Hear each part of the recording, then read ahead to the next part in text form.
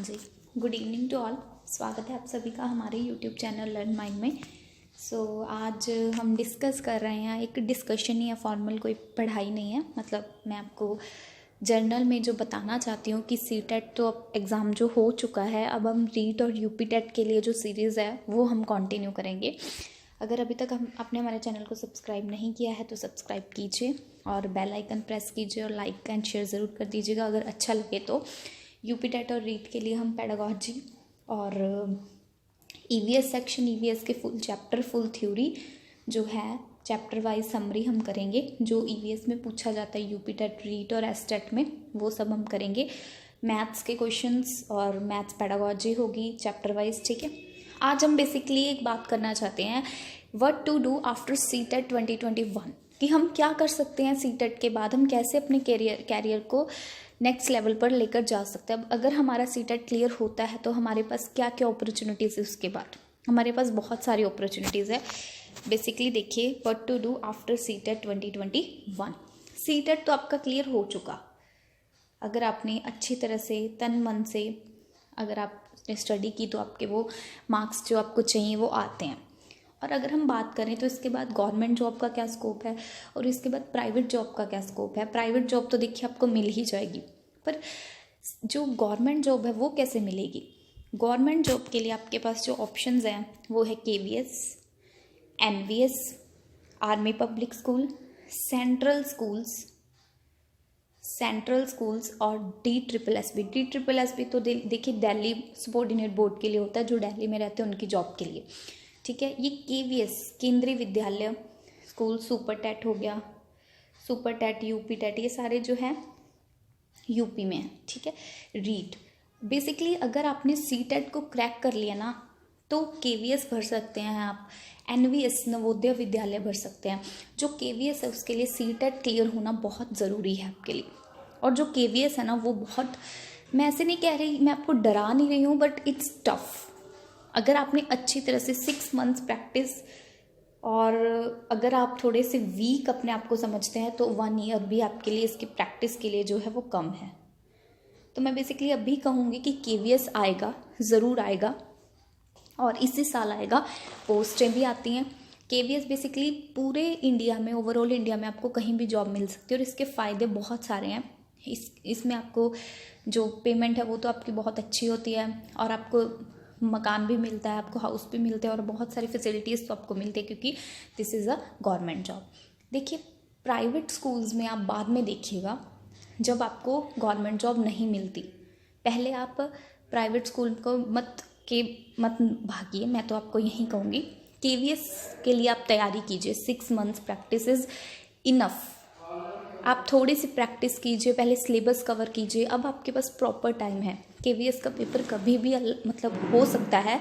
KVS PRT, TGT, PGT ये होता है। मैं आपको KVS पर एक वीडियो बनाई हुई है जिसमें आपको सारा कुछ बताया हुआ है, एज, एलिजिबिलिटी क्राइटेरिया, सब मैंने वहाँ पर इन्फॉर्मेशन दी हुई है। तो आप वो वाली वीडियो देख सकते हैं हमारे चैनल पर KVS के बारे में। और नवोदय विद्यालय जो है 6 to 12 होते हैं, ये भी ओवरऑल इंडिया में आपको कहीं पर भी इसमें जॉब मिल सकती है, ठीक है। ये पेपर आएंगे और आपको अच्छे से तैयारी करना है। आर्मी पब्लिक स्कूल के तो अभी ही फॉर्म आए थे, बट जो KVS है उसके लिए मेरी बात सुनिए, PRT वालों के लिए BA ज़रूरी नहीं है, ग्रेजुएशन ज़रूरी नहीं है।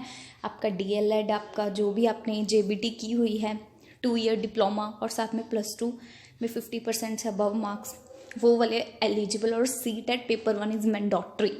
सीटेट पेपर 1 आपका क्रैक होना, क्लियर होना ज़रूरी है। वहाँ पर मार्क्स नहीं पूछेंगे कि 100 आए थे या 90 आए थे या 95 आए थे, बस आपके क्लियर होना ज़रूरी है। आपका जो कट ऑफ है या फिर आपके लिए जो मिनिमम मार्क्स होते हैं, जैसे जर्नल वालों के लिए 90, OBC वालों के लिए, SC के लिए अलग अलग होते हैं, वो आपके अचीव होने चाहिए, वो आपके क्रैक होने चाहिए, तब आप KVS को भर सकते हैं। DSSB जो होता है वो दिल्ली के लिए होता है, और आर्मी पब्लिक स्कूल के लिए आपके पास BA ग्रेजुएशन होनी ज़रूरी है। ग्रेजुएशन BA, BSc, BCom कुछ भी।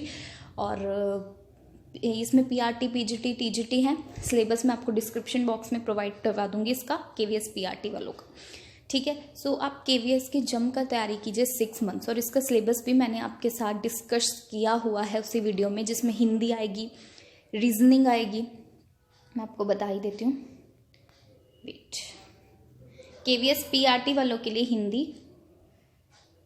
इंग्लिश जो बेसिक ग्रामर होती है जैसे वर्ब, एडजेक्टिव, इसमें समास, संधि, विशेषण, संज्ञा, रीजनिंग, पेडागॉजी जो 20 मार्क्स की बहुत अच्छे लेवल की पेडागॉजी, सब्जेक्ट कंसर्न जो है वो 80 मार्क्स का बहुत बड़ा पोर्शन उसका है, जिस GK भी है इसमें, कंप्यूटर लिटरेसी भी है, और 80 मार्क्स का जो सब्जेक्ट कंसर्न है उसमें आएगी जनरल साइंस 20 की, हिंदी 10 का, इंग्लिश 10 का, और जनरल मैथ्स 20 और जनरल SST 20। सो ये हो गया आपके 80 मार्क्स।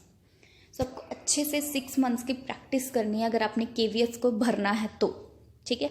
सो मैं आपको यही कहूँगी कि आप एक बार गवर्नमेंट जॉब के लिए तैयारी कीजिए, तैयारी शुरू कीजिए। CTET का मतलब ये नहीं कि आपको जॉब मिल गई, आपने क्रैक कर लिया तो जॉब मिल गई, ये नहीं है।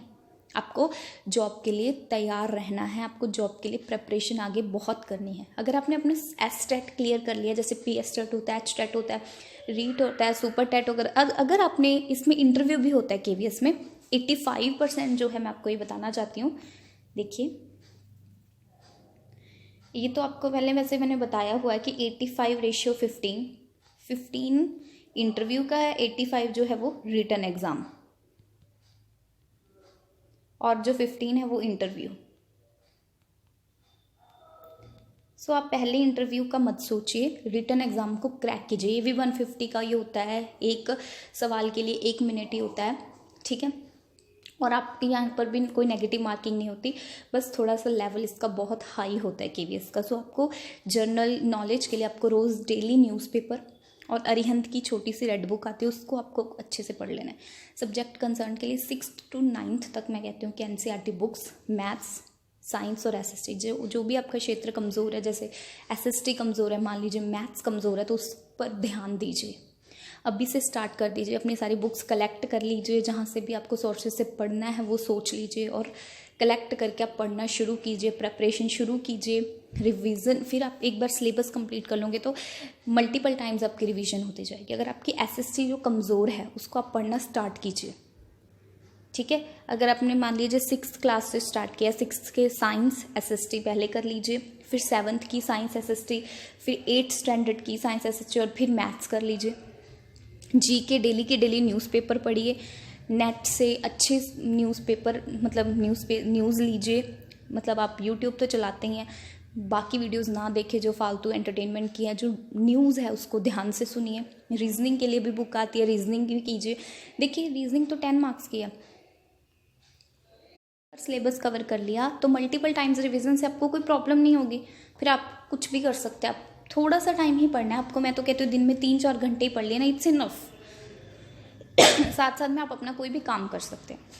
सो ये थी, मैं आपको ये बताना चाहती थी बस इसके बारे में कि आप जो है प्रेपरेशन स्टार्ट कर दीजिए। बहुत से लोगों ने मुझे मतलब फेसबुक पे भी मैसेजेस किए, बहुत से लोग पूछ रहे हैं KVS, व्हाट इज़ KVS।